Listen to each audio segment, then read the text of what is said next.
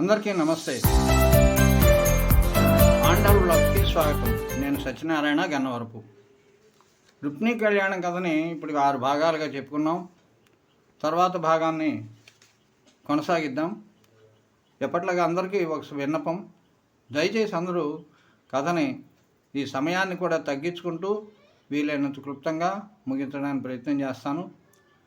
పూర్తిగా వినండి, చూడండి, లైక్ చేయండి. తప్పకుండా లైక్ చేయడం కూడా మర్చిపోతున్నారు. అంతేకాకుండా మీరు దీన్ని నలుగురికి షేర్ చేస్తే, మీరు లైక్ చేయడం వల్ల ఇంకొంతమందికి వెళుతుంది, ఆటోమేటిక్గా వెళుతుంది. దానివల్ల కూడా నాకు కొద్దిగా ఉపయోగంగా ఉంటుంది. లైక్ చేసి షేర్ చేసి సబ్స్క్రైబ్ కూడా చేసుకోకపోతే చేసుకోండి. ఎవరైనా తెలిసిన వాళ్ళు ఉంటే ఒక మాట చెప్పండి. కథలోకి వెళ్దాం. బ్రాహ్మణోత్తముడు రుక్మిణీదేవి యొక్క సందేశాన్ని వినిపిస్తూ ఆమె ఏమన్నదో యథాతథంగా చెప్పాడు. ఆ రుక్మిణీదేవి ఏమన్నట, నీ నీ నీ చెంత చేరలేని ఈ జన్మ నిరర్ధకం అని చెప్పి, అలాగే చూడలేని కళ్ళు, వినలేని మాటలను వినలేని చెవులు, ఇవన్నీ కూడా పంచేంద్రియాల గురించి ఆ పద్యంలో చెప్పారు. ఆ తర్వాత అని ఇట్లు రుక్మిణీదేవి పుట్టించిన సందేశమును రూప సౌందర్యాది విశేషణములను బ్రాహ్మణుడు హరికి విన్నవించి కర్తవ్యం విద్దిసే అవతరింపమని సవరణగా మరియు ఇట్లని ఆమె యొక్క సందేశాన్ని అంతా వినిపించిన తర్వాత, ఇంకా కర్తవ్యం నువ్వు చేయవలసింది ఏమిటో చెబుతాను, వినమని చెప్పేసి ఆ కృష్ణుణ్ణి ఈ బ్రాహ్మణుడు అంటూ చెప్తున్నాడు. పల్లవ వైభవాస్పదములు పదములు కనకరంభా తిరస్కారులు అరుణ ప్రభా మనోహరములు కరములు కంబు సౌందర్య మంగళముగళము మహిత భావ మధ్యంబు చక్షురుత్సవదాయి చన్నుదోయి హరిహసితార్థేందు పటలంబు నిటలంబు చిత్తమత్త మధుకర శ్రేణి వేణి భావజాసుగముల ప్రాపులు చూపులు కుసుమ శరణి వింటి కొమలు బొమలు చిత్తతోషణములు చెలువ భాషణములు జలజనయన ముఖము చంద్రసఖము. ఆ రుక్మిణీదేవి సౌందర్యాన్ని వర్ణిస్తున్నాడు. ఆమె కళ్ళు ఎలా ఉన్నాయి, ఆమె యొక్క మోము ఎలా ఉంది, ఇలాగ చెప్తున్నాడు. ఎలా ఉన్నాయట, మృదువైన పాదాలట, నున్నని బంగారు ఛాయను మించిన తొడలట, ఎర్రని చేతులు, శంఖము అంటే చక్కని కంఠము, ఉన్నదో లేదో అన్నట్టు సందేహం ఉన్నటువంటి నడుము, కనులు పండుగ చేయు ఊరోజములు అంటే వక్షోజములు, అలాగే అష్టమి చంద్రుని నాటి వంటి మోము అంటే కనుక పూర్తి నిండు చంద్రుడు కాకుండా అష్టమి చంద్రుడు అంటే కనుక అప్పుడే బాగా వెలుగుతూ ఉన్నటువంటి నిండు ఆకారంలో కనబడుతున్నటువంటి చక్కని చంద్రుడు వంటి మోము, నల్లని వెంట్రుకలు, మన్మథ బాణాల వంటి చూపులు, మన్మథ ధనస్సు వంటి కనుబొమ్మలు, ఆమె మాటలు సంతోషింపజేస్తూ ఉంటాయి. అంతేగాక రుక్మిణి యొక్క మోము అచ్చం చంద్రులాగే ఉంటుంది అని చెప్పి,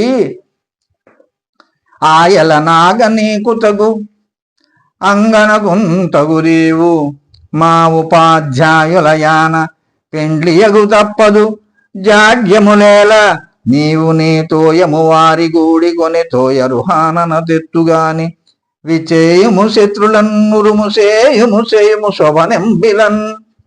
కృష్ణ, రుక్మిణీదేవిని పెళ్లికి చేసుకోవడానికి నీవు తగినవాడు, నిన్ను చేసుకోవడానికి ఆమె తగినది, మీకు వివాహం కాక తప్పదు.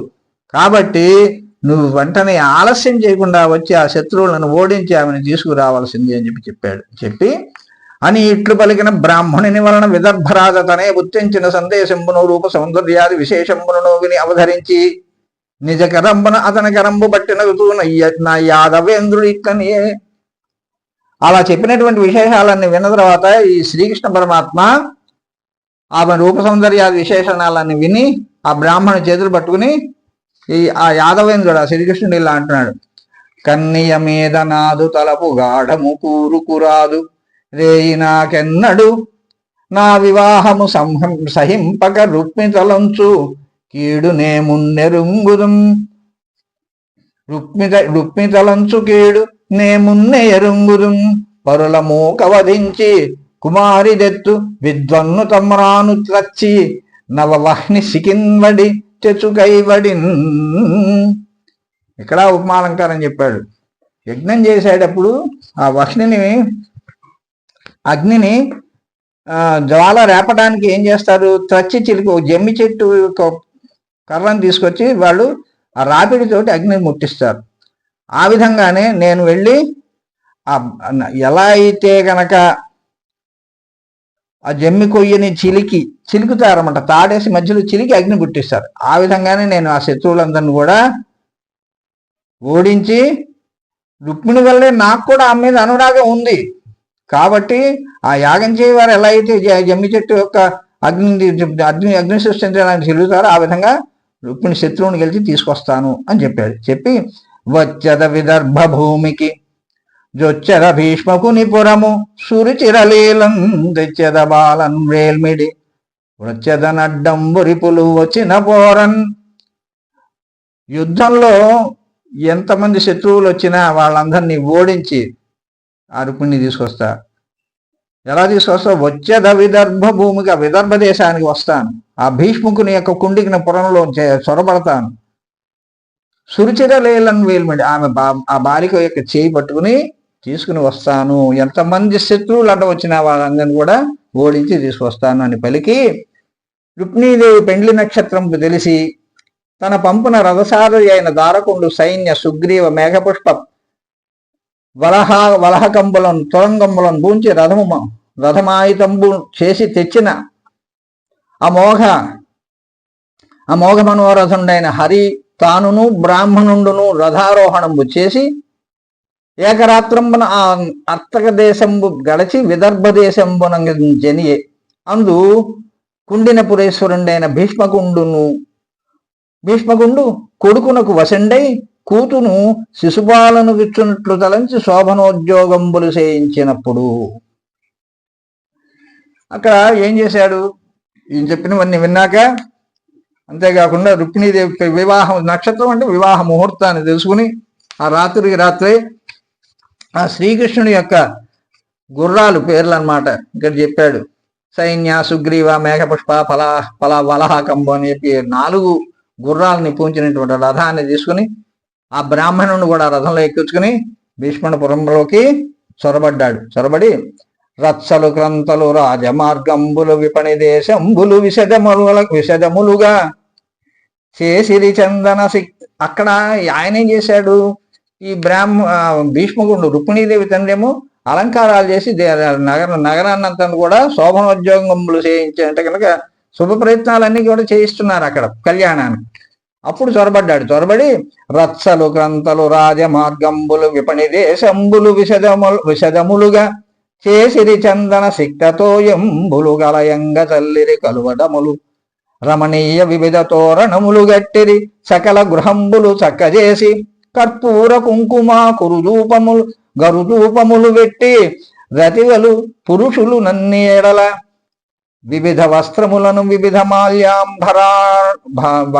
మాల్యాంభరణానం లేపనములు అమరియుండి అఖిల వాద్యములు మహాప్రీతి మ్రోయించి ఉత్సవమున నగరం ఎప్పుయుండే. ఎలా ఉందంటే ఆ పట్టణం అంతా కూడా రాజమార్గం అంతా కూడా సందులు గొందులు మండపాలు చక్కగా చేశారు. మంచిగా అంత నీటిని కలిపి నీటిని ఊరంతా చల్లించారు. కర్పూరం, కుంకుమ పువ్వు, అగరు మొదలైన పరిమళాలు, ధూపాలు ఎల్ల చోట్ల వేయించారు. పురుషులను స్త్రీలను మంచి వస్త్రాలు, ఆభరణాలు ధరించారు. వివాహ మహోత్సవంగాను నానా విధములుగా వాయిద్యాలు మోగిస్తూ ఉన్నారు. ఈ విధంగా ఉన్న చోటికి ఆ శ్రీకృష్ణుడు అరుదించాడు. తర్వాత ఏం జరిగిందో తర్వాత భాగంలో చెప్పుకుందాం. ఎప్పట్లాగే అందరూ లైక్ చేయండి, షేర్ చేయండి, సబ్స్క్రైబ్ చేయండి. థ్యాంక్ యూ, ధన్యవాదాలు, స్వస్తి.